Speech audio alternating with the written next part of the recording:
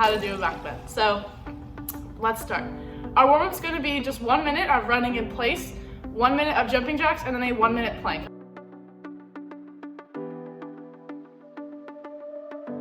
Your stretch is you're going to do a 15-second pike stretch, a 15-second shoulder stretch, a 1 minute wrist stretch any way you want. You can do roller coasters, you can do them on the ground, whatever you want, flappers, blinkers, a 30-second bridge hold, and then a 10 bridge pops off your hands.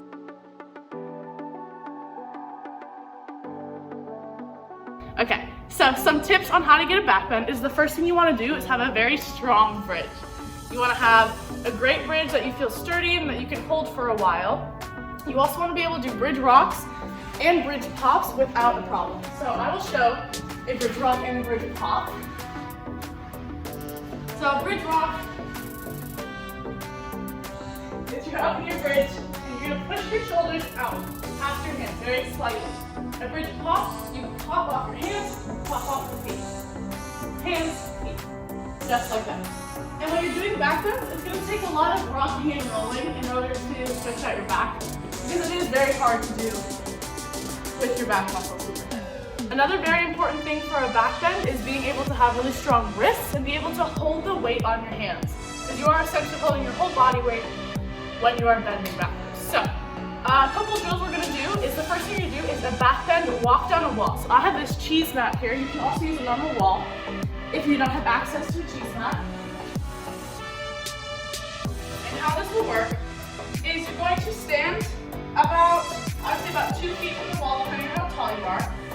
You're going to lean backwards onto the wall, and you're going to walk down the wall, or the cheese mat. So you're going to go here, and walk your feet out further than you need to, and walk, controlled, all the way down into a bridge. From here, you can just come down, or you can walk back up the wall, depending on what you want to do. Practicing that up and down a couple times will really help you with your back bend and learn how to have your body control itself and not be super fast when you land, because you want straight arms when you land, or else you're going to hit the top of your head.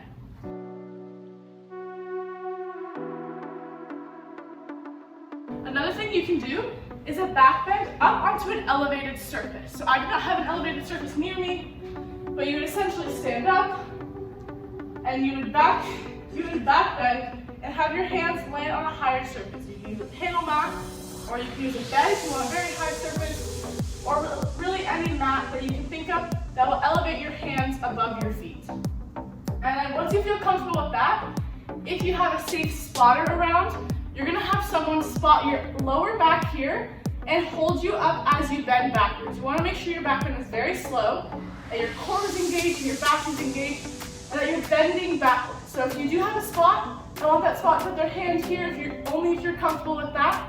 And you're going to bend backwards with your arms up by your ears and land on straight arms. So you're here, bend, land on the straightest arms that you can. You don't want super bent so you don't hit your head.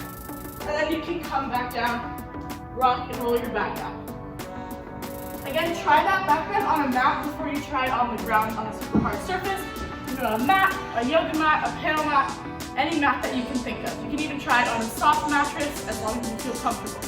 A back bend is really a skill that takes a lot of trial and error with a lot of spotting and a lot of mats and uses of those. So don't feel disappointed if it does take a while to get this skill, because it is something that will take a little bit of time.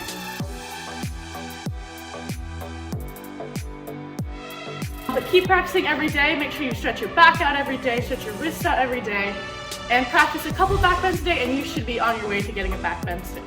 So I hope you learned something new, and I will see you next time. Bye-bye.